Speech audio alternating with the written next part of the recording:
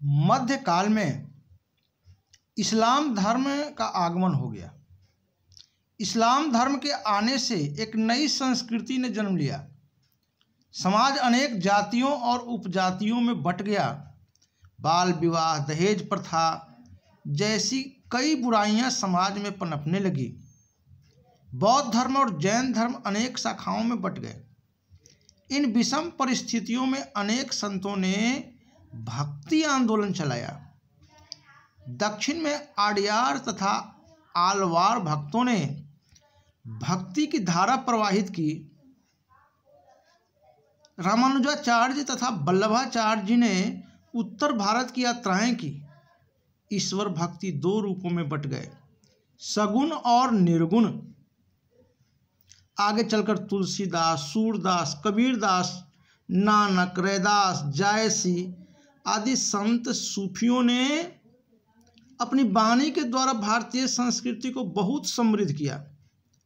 बंगाल में चैतन्य महाप्रभु, पंजाब में गुरु नानक देव, राजस्थान में मीराबाई, महाराष्ट्र में संत ज्ञानेश्वर तथा दक्षिण में संत कवि तिरुवल्लुवर जैसे महापुरुषों ने भारतीय संस्कृति को अपनी वाणी से सींचा। अब आधुनिक काल को लीजिए। इस काल में अंग्रेजों का आगमन हुआ। अंग्रेजी शिक्षा का प्रचलन बढ़ गया। इस काल में समाज में फैली बुराइयों और अंधविश्वासों को दूर करने के लिए अनेक अभियान चलाए गए।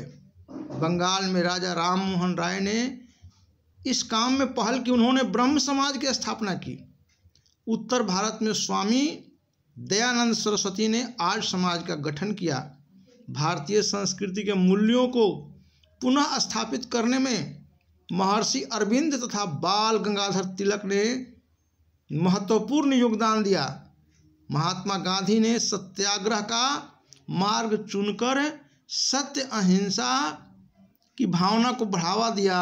इस काल में भारतीय संस्कृति का जो रूप विकसित हुआ उसमें हिंदू, मुसलमान, ईसाई तथा सिखों ने एक साथ मिलकर सहयोग दिया। यह भारत की मिलीजुली संस्कृति ही थी। दोस्तों, अभी तक आपने चैनल को सब्सक्राइब नहीं किया तो सब्सक्राइब कर दें, क्योंकि इस चैनल पर आने वाले वीडियो की सूचना आपको तुरंत मिलेगी। अब आगे बढ़ते हैं। भारतीय संस्कृति की सबसे बड़ी विशेषता है अनेकता में एकता।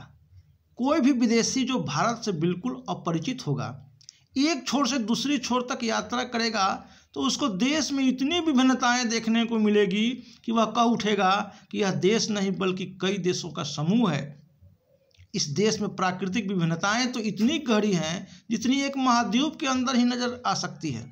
जलवायु, खान पान, वेशभूषा, भाषा आदि में अनेक विभिन्नताएं देखने को मिलती है। पर ध्यानपूर्वक देखा जाए तो इन विभिन्नताओं की तह में एक ऐसी समता और एकता है जो अन्य विभिन्नताओं को ठीक उसी तरह पिरो लेती है जैसे रेशमी धागा में तरह तरह के फूलों को पिरोकर एक सुंदर माला और हार तैयार कर देता है। ऊपरी तौर पर चाहे यह भिन्नता दिखाई देती है, पर अपने आचार विचार की एकता के कारण यहाँ सांस्कृतिक एकता बनी हुई है। यही कारण है कि भारत में अनेकता में एकता के दर्शन होते हैं।